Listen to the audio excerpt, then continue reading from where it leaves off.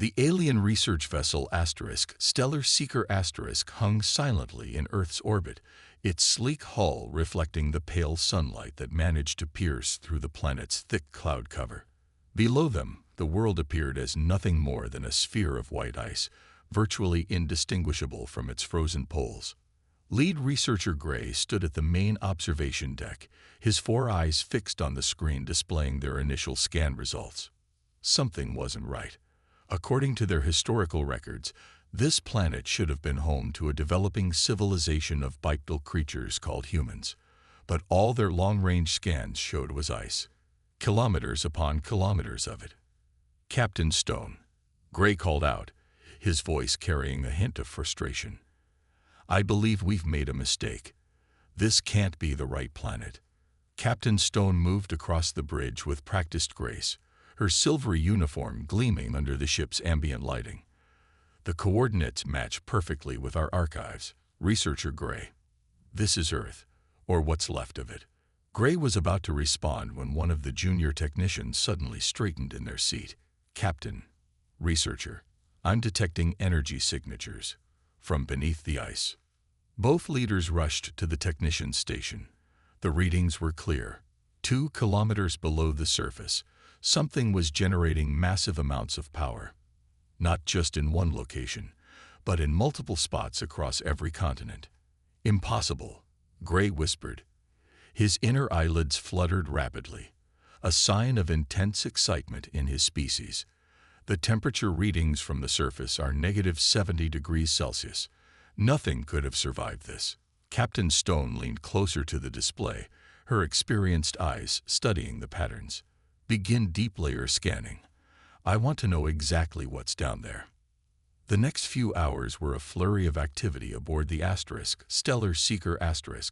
Advanced scanning equipment, designed to penetrate even the densest materials, revealed something that left the entire crew speechless. Beneath the ice sheets lay vast networks of tunnels, chambers, and what appeared to be entire cities. "They went underground," Stone said, her voice filled with awe. "When their world froze over, they didn't die out. They adapted." The scans showed more with each passing minute. Massive caverns housed structures that reached hundreds of meters toward the surface. Transport tunnels connected different population centers, spanning thousands of kilometers. Artificial light sources dotted the underground landscape like stars in a subterranean sky. "These energy readings," Gray noted, pointing to several bright spots on the display. "They're consistent with advanced fusion technology." The humans not only survived, they thrived. The crew watched in amazement as their computers constructed a 3-dimensional model of the largest underground city they detected. It was a marvel of engineering, a metropolis built in layers, with vast open spaces supported by enormous pillars. Farms grew in artificially lit chambers, and water flowed through intricate canal systems. "Captain," the communications officer called out, "we're receiving a transmission from the surface. It's being broadcast in standard galactic frequency." The bridge fell silent. These humans, who had been thought lost to the Ice Age, not only recognized their ship, but knew how to contact them. A clear voice came through the speakers, speaking perfect galactic common. "Greetings, visitors. This is Haven Prime Control. We've been monitoring your vessel since you entered our solar system. Welcome to Earth. We've been expecting someone to find us eventually." Gray and Stone exchanged looks of disbelief. The humans had not only survived one of the harshest climate changes imaginable, but had advanced enough to master interstellar communications. "Haven Prime Control," Captain Stone responded, her training kicking in despite her amazement. "This is Captain Stone of the research vessel Stellar Seeker. We thought your civilization had been lost." A slight chuckle came through the transmission. "Lost? No, not lost. Just adapted. Would you like to come down and see for yourselves? We maintain several surface-to-subsurface transport stations for exactly this purpose." As the Stellar Seeker prepared for their unexpected first contact, Gray couldn't help but marvel at the situation. They had come expecting to find ruins of a dead world. Instead, they had discovered perhaps one of the most resilient species in the galaxy. The real question was, what other surprises would these humans have in store for them? The descent into Haven Prime was unlike anything the alien delegation had ever experienced. Their transport pod moved smoothly through a massive shaft cut straight through 2 kilometers of ice, guided by magnetic fields that humans had somehow managed to maintain for millennia. Gray pressed his face against the window, watching in fascination as layers of ancient ice passed by. The engineering required for this, he muttered, taking rapid notes on his datapad. It's remarkable they managed this while racing against dropping temperatures. Captain Stone sat quietly, her attention fixed on the growing light below them. As they descended, the ice tunnel gradually gave way to reinforced walls of metal and synthetic materials. The shaft widened, and suddenly they were floating in an enormous cavern that stretched farther than their eyes could see. "Welcome to Haven Prime," their human guide announced over the pod speakers. "Population, 12 million. The largest of Earth's underground metropolises." The pod emerged into what looked like an artificial sky, a vast dome covered in light panels that mimicked natural daylight. Below them spread a city that defied everything they thought they knew about human capabilities. Buildings rose from the cavern floor in elegant spirals, connected by transparent tubes through which transport pods similar to theirs zipped back and forth. "Impossible," one of the junior researchers whispered. "The energy requirements alone." Their pod docked at a sleek terminal near what appeared to be the city center. As they stepped out, the aliens were struck by how normal everything felt. The air was clean and fresh, the temperature perfectly controlled. People walked by, going about their daily business as if living 2 kilometers underground was the most natural thing in the world. Their guide, Administrator Mike, met them at the terminal. He was tall for a human, with the pale skin typical of those born underground, but his smile was warm and welcoming. "I hope you'll forgive our citizens if they stared," he said. "We don't get many visitors from above." The delegation followed Mike through wide corridors, filled with plants and flowing water. "The key to underground survival," he explained, "wasn't just about solving the big problems like power and food. It was about making it feel like home." They passed by what appeared to be a park, an open space filled with trees and grass, all growing under artificial light. Children played while adults sat on benches, reading or talking. The scene could have been from any planet's surface, except for the massive cave ceiling high above. "Our ancestors," Mike continued as they walked, "had less than a decade to prepare when they realized the Ice Age was coming. They knew that surface survival would be impossible, so they went down instead of up. Every major population center began digging. Those who said it couldn't be done were proved wrong by those who were already doing it. They entered a large building that served as Haven Prime's governmental center. Through its transparent walls, they could see the city stretching out in all directions. Artificial rivers flowed between the buildings, providing both water and transportation. Farms were visible on multiple levels, their crops growing in perfectly controlled environments. "The real breakthrough," Mike said, leading them to a conference room, was figuring out how to tap into Earth's geothermal energy. The same ice that forced us underground now provides much of our water, while heat from the planet's core powers everything you see. Captain Stone found her voice at last. "Your people have done more than survive," she said. "You've created something entirely new." Mike smiled, but there was a hint of pride in his expression. "We had to. The surface became uninhabitable, but humanity refused to die. Everything you see here was built on one simple truth. Adaptation is the key to survival." He gestured to the seats around the conference table. "Now, shall we discuss the real reason you're here? I imagine you have quite a few questions about how we managed all this." Gray and Stone exchanged glances. They had come expecting to study ruins, perhaps gather some data about a lost civilization. Instead, they were about to learn how humanity had turned what should have been their extinction into their greatest triumph. The conference room in Haven Prime's central building fell silent as Director Thomas entered. He was different from Administrator Mike, older with eyes that seemed to hold the weight of generations. The alien delegation noticed immediately that he moved with unusual grace despite the artificial gravity. "Welcome to what remains of Earth," Director Thomas said, taking his seat at the head of the table. Though perhaps remains isn't the right word. We prefer to think of it as Earth evolved. Gray couldn't contain his scientific curiosity any longer. "Your people. You've changed," he said, gesturing to the director's obvious physical differences from ancient human records. Was it deliberate? Thomas smiled.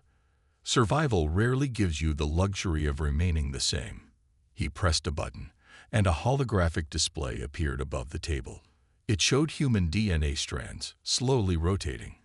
"This is what we looked like 50,000 years ago. And this," another strand appeared, slightly different, "is us now." Captain Stone leaned forward, her 4 eyes widening. "You modified your own genetic code." "We had to," Thomas explained. "The underground environment demanded it. Our ancestors realized that adapting our cities alone wouldn't be enough. We needed to adapt ourselves too." The hologram changed to show the modifications. Denser bones to handle the different gravity patterns of deep living. Enhanced night vision for the artificial lighting. More efficient oxygen usage. Improved temperature regulation. "But these changes," Gray said, checking his readings, "they're stable. Perfect. Even our most advanced civilizations struggle with genetic engineering on this scale." Thomas gestured to a young woman who had been quietly sitting in the corner. "Dr. Ann, would you explain your department's work?" Dr. Ann stepped forward. She moved with even more fluid grace than the director. "We had an advantage that no other civilization has had. Absolute necessity. When failure means extinction, you find ways to succeed." She waved her hand through the hologram, changing it to show vast laboratories. "These are our adaptation centers. Every generation, we make tiny adjustments, each one carefully tested over decades. We didn't rush. We couldn't afford to make mistakes." "But the scale of changes," Captain Stone interjected. "The risks were calculated against the certainty of death if we didn't change," Dr. Ann replied calmly. "Look at me, for example. I can see perfectly in low light. My bones will never break under the artificial gravity shifts between levels, and my lungs can extract oxygen far more efficiently than our ancestors could." The aliens watched in amazement as she demonstrated, moving across the room with almost liquid smoothness. "But it's not just physical," she continued. "We enhanced our minds too. Better spatial awareness for 3-dimensional city living. Improved memory to retain the vital knowledge needed to maintain our world." Director Thomas took over again. "What you're seeing isn't just 50,000 years of hiding underground. It's 50,000 years of carefully guided human evolution. We didn't just survive the Ice Age. We used it as an opportunity to become better." Gray's data pad was practically smoking from the speed of his note-taking. "But your population, 12 million in this city alone. How did you maintain genetic diversity?" "Ah," Thomas smiled. "That's where the transport network comes in. We're not isolated. Haven Prime is just one of 23 major underground cities across Earth. We maintain constant contact and regular population movement between all of them." He brought up a new hologram, showing a network of lines connecting various points around the globe. "The same tunnels that carry our magnetic trains carry our genetic diversity. No city is an island. We are one people, spread throughout the planet's underground." Captain Stone sat back, finally understanding the full scope of what humanity had achieved. "You didn't just build cities," she said slowly. "You built an entire civilization under the ice. And then you rebuilt yourselves to thrive in it." "Precisely," Thomas nodded. "But this is just the beginning. Would you like to see our archives? The full story of how we achieved all this. I warn you, it's quite a tale." The aliens looked at each other, knowing they had discovered something unprecedented in galactic history. This wasn't just a story of survival. It was a story of humanity's refusal to accept limitations, even when those limitations were imposed by nature itself. The central archives of Haven Prime were unlike anything the alien visitors had imagined. Instead of dusty records or fragile documents, they entered a vast chamber filled with hovering holographic displays and crystal data storage units that stretched from floor to ceiling. "Welcome to our memory," Director Thomas said, his voice echoing slightly in the huge space.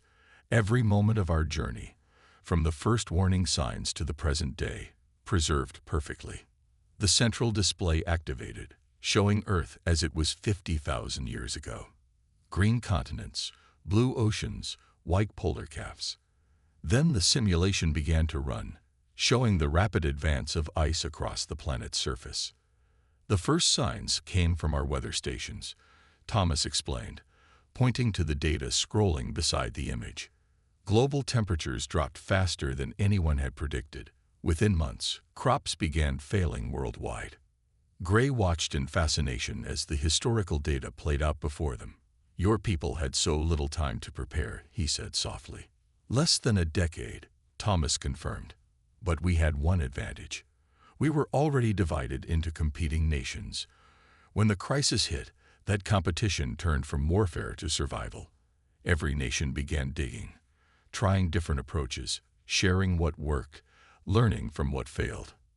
The display showed massive construction projects spreading across every continent. Huge boring machines dug deep into the Earth, while millions of people worked to build the underground framework of what would become their new world. "This was Project Sanctuary," a new voice said. An elderly archivist named Robert stepped forward, his fingers dancing across the control panel. "The greatest construction project in human history. 7 billion people racing against time itself." The aliens watched as the historical footage showed endless streams of people moving underground, carrying with them everything they could save from the surface world. Libraries, seed banks, animal specimens, art treasures. Humanity was determined to preserve not just their lives, but their civilization. "But the most amazing part," Robert continued, changing the display, "was this. The image showed a massive laboratory complex. While half our people dug down, the other half worked on solving the problems we'd face underground. Food production, air purification, artificial gravity, and most importantly, human adaptation." Captain Stone stepped closer to examine the details. "Dr. James," she read from one of the information panels. "Who was he?" "She," Robert corrected gently. "Dr. James was the one who cracked the code of controlled human evolution. Without her work, we might have survived underground, but we would never have thrived there." The display showed a tired-looking woman working endless hours in her lab, testing genetic modifications, running simulations, refusing to give up even when others said it was impossible. "The surface temperature dropped to -70 degrees, Thomas added. The last transport ships were racing the spreading ice sheets, bringing people to the sanctuary cities. And there was Dr. James, working until the very end to ensure humanity would have a future underground." The historical footage showed the final days of surface life, cities disappearing under advancing glaciers, the last ships descending into the underground shelters, the massive doors sealing behind them. "But this wasn't the end," Robert said, his voice filled with pride. "This was just the beginning." He changed the display again, showing the early years of underground life. People adapting, learning, building, growing stronger. "We lost some things," Thomas admitted. "Some species couldn't be saved. Some knowledge was forgotten. Some art was left behind. But we gained so much more." The display showed the gradual development of their underground civilization. New art forms, new music, new ways of thinking about space and time and humanity's place in the universe. Gray looked at his data pad, then at the endless archives around them. "You didn't just preserve your history," he said. "You're still making it." "Every day," Thomas agreed. "Would you like to see what we're planning next? The surface won't be frozen forever, after all. And humanity has never been good at staying in one place for too long." The aliens shared a look of surprise. Even after everything they'd seen, these humans still had more surprises in store. Chief Engineer Rose stood in the center of Haven Prime's main power facility, her hands moving through the holographic controls with practiced ease. Around her, the alien delegation watched in amazement as she demonstrated the technology that kept millions of humans alive deep beneath the ice. The biggest challenge wasn't just generating power, Rose explained, bringing up a 3D model of their energy system. It was making it last for thousands of generations. We couldn't afford to run out of fuel, ever. Gray stepped forward, his scientific curiosity obvious in all four of his eyes. But these readings, they suggest you're producing more power than our most advanced fusion reactors. Rose smiled. Sometimes the simplest solutions are the best. She changed the display to show a network of deep tunnels extending far below the city. We used the very thing that forced us underground ice. The display showed massive boring machines cutting through the ice sheet above them. The ice was melted, filtered, and then split into hydrogen and oxygen. The hydrogen powered their fusion reactors, while the oxygen was cycled into the city's air supply. It's a perfect cycle, Captain Stone said, finally understanding. The ice gives you fuel and air, and the heat from your reactors helps melt more ice. Exactly, Rose nodded. But that's just the beginning. Watch this. She pressed another control, and the floor beneath them became transparent. Below, they could see enormous circular chambers spinning slowly. Artificial gravity wells, Rose explained. Another gift from the Ice Age. We needed to grow food in 3 dimensions to save space, but plants don't naturally grow sideways or upside down. So we learned to control gravity itself. The aliens moved closer to the transparent floor, watching in wonder as crops grew in spiraling patterns around the spinning chambers. Plants followed curves of artificial gravity, maximizing every bit of available space. Impossible, one of the junior researchers whispered. The energy requirements alone would be impossible, Rose agreed, if we used traditional methods. But we found something interesting about gravity when we went deep underground. It's not just a force, it's a tool, if you know how to use it. She led them to another section of the facility, where they could see the massive transportation tubes that connected different parts of the city. Pods moved through them at incredible speeds, but without any visible means of propulsion. Gravity waves, Rose explained. We bend space just enough to let vehicles fall in the direction we want them to go.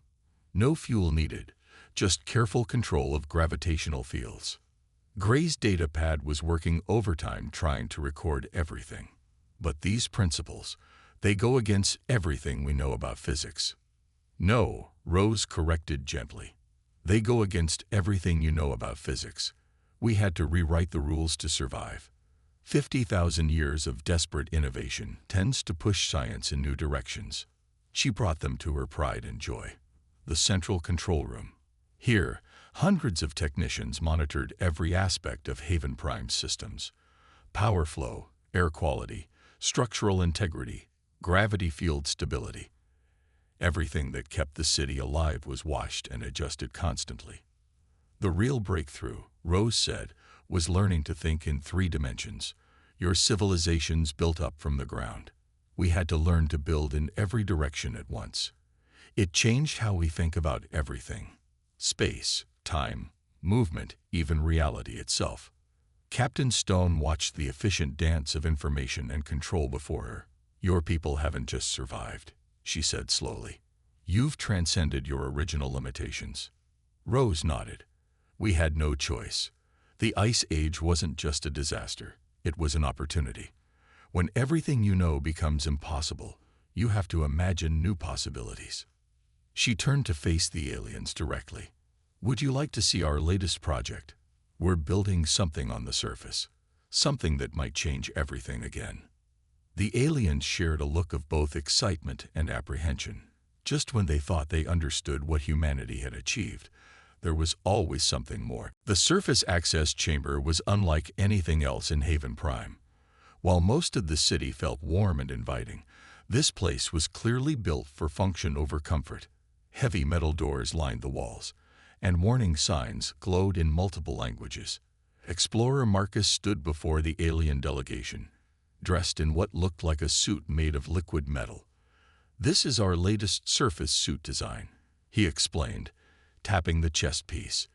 "It adapts to temperature changes and can withstand winds up to 400 kilometers per hour." "You go to the surface regularly?" Captain Stone asked, noting the well-worn equipment around them. "Every day," Marcus nodded. "We maintain research stations across the ice sheet. The surface is hostile, but it's still our world. We never stopped studying it, never stopped planning for our return." The aliens were fitted with specially adapted environmental suits that would protect them from the harsh surface conditions. As they prepared for the ascent, Marcus explained the safety procedures. "The temperature outside is minus 75 degrees Celsius today, actually quite mild for this season. The wind is strong, and visibility is about half a kilometer. Stay close to your guide at all times." The elevator ride to the surface was surprisingly smooth. As they ascended, Marcus pointed out the layers of ice visible through the transparent walls. "Each layer tells a story," he said. "We can read Earth's history in the ice, going back hundreds of thousands of years." When the outer doors finally opened, the aliens got their first real look at Earth's frozen surface. The wind howled around them, carrying ice crystals that sparkled in their suit lights. The landscape was an endless sea of white, broken only by the massive form of a research station rising from the ice. "Welcome to Station Alpha," Marcus said, leading them across the bridge that connected the access point to the main building. One of 50 similar stations spread across this continent. Inside the station, they found a hive of activity. Human researchers moved purposefully between different sections, monitoring equipment and analyzing data. The main room was dominated by a huge display showing weather patterns across the planet. "We're not just observing," Marcus explained, pointing to different sections of the map. "We're actively working to understand and influence global weather patterns. Those red dots, they're heat distribution nodes, part of our long-term plan to warm the planet." Gray moved closer to examine the display. "You're trying to end the Ice Age artificially." "Not end it, guide it," Marcus corrected. "Natural climate cycles show that this Ice Age will end eventually. We're just helping it along, very carefully and slowly. We learned from our ancestors' mistakes about rapid climate change." He led them to another section of the station, where researchers were testing different methods of ice mining and processing. "Every piece of ice we remove is carefully chosen," he explained. "We're not just gathering water and fuel, we're carving the foundations of future surface cities." Through the station's reinforced windows, they could see huge machines moving across the ice, following precise patterns. "Those are our thermal sculptors," Marcus said. "They're not just clearing ice, they're creating underground spaces that will one day become the basements of surface buildings." Captain Stone watched the machines work with growing understanding. "You're not just planning for the future, you're actively building it." "We have to be ready," Marcus smiled. "When the ice begins to retreat, whether in 100 years or 1,000, humanity will be prepared to reclaim the surface. But this time, we'll do it right." He led them to a special observation dome where they could see for kilometers in every direction. The white landscape stretched endlessly, broken only by the regular shapes of other research stations in the distance. "Some people think we're crazy to spend so much time up here," Marcus said, looking out at the frozen world. "They say we should be content with our underground cities, but humans have never been good at accepting limitations. The surface is our past, and it will be our future." The aliens looked at each other, finally understanding. These weren't just survivors hiding from a hostile world. They were pioneers, actively working to reshape their planet while thriving in conditions that should have killed them. Back in Haven Prime's Grand Council chamber, Director Thomas sat across from Captain Stone and Researcher Gray. The massive window behind him showed the underground city in all its glory, a testament to human determination and ingenuity. "So, Thomas said, looking at the aliens with a gentle smile. "Now that you've seen our world, what do you think of humanity's response to near extinction?" Gray looked down at his data pad, now filled with more information than he'd gathered in years of research on other worlds. "We came expecting to find ruins," he said slowly. "Instead, we found perhaps the most advanced civilization we've ever encountered." Captain Stone nodded in agreement. "Your people have mastered technologies that our scientists thought impossible. Gravity control, perfect genetic engineering, climate manipulation, and all because you had no choice but to innovate or die." "That's the key, isn't it?" Thomas responded. "No choice. When failure means extinction, you find ways to succeed." He pressed a button, and a hologram appeared above the table, showing Earth as it currently was, and a simulation of what they planned to make it. "We're prepared to establish formal diplomatic relations with your people," Thomas continued. "But I want to be clear about something. We're not looking for rescue." The aliens shared a surprised look. "But surely," Gray started, "with our help, we could speed up your planet's recovery." "Our terraforming technology," Thomas raised a hand, stopping him mid-sentence, "would be appreciated as part of an equal exchange of knowledge. But Earth's recovery is humanity's responsibility. We caused this ice age through our ancestors' carelessness. We will fix it through careful, deliberate action." The hologram changed, showing their century-by-century plan for gradually warming the planet. "We're not just trying to survive anymore," Thomas explained. "We're building something new. A civilization that understands both the power and responsibility of controlling a planet's climate." "But it could take thousands of years," Captain Stone pointed out. "Yes," Thomas smiled. "And we're perfectly fine with that. We've learned the value of patience, of doing things right instead of doing them quickly. Our ancestors rushed into changes they didn't understand. We won't make the same mistake." He stood and walked to the window, gesturing for the aliens to join him. "Look at our city. We didn't just survive underground. We thrived. We built something beautiful in the most hostile environment imaginable. And we did it by learning to work with nature's laws instead of trying to break them." The view was indeed spectacular. The artificial day was turning to evening, and millions of lights were coming on throughout the cavern. It looked like a galaxy of stars had been captured and brought underground. "We would be honored to join the galactic community," Thomas continued, "to share what we've learned and to learn from others. But Earth's future will be shaped by human hands. We've earned that right through 50,000 years of perseverance." Gray noticed something in the director's tone. "You're proud of what happened here," he realized. "Not just of surviving, but of what the Ice Age made you become." "Of course," Thomas replied. "It taught us humility, patience, and the importance of working together. It forced us to become better than we were. The Ice Age wasn't just a disaster. It was humanity's greatest teacher." Captain Stone stood straighter, coming to a decision. "I'll recommend to our council that Earth be classified as an advanced civilization, with all the diplomatic rights that entails. Your people have more than earned it." Thomas bowed slightly in acknowledgement. "Thank you. And now, shall we discuss the future? Not just Earth's, but humanity's role in the galaxy. After all," he smiled, looking out at his underground city, then up toward the ice above. "We've proven that we can adapt to any environment. The stars above our ice sheet are waiting." As the aliens began their diplomatic discussions with Director Thomas, they couldn't help but feel that they were witnessing something unprecedented. Humanity hadn't just survived an extinction-level event. They had used it as a stepping stone to become something greater than they had ever been before.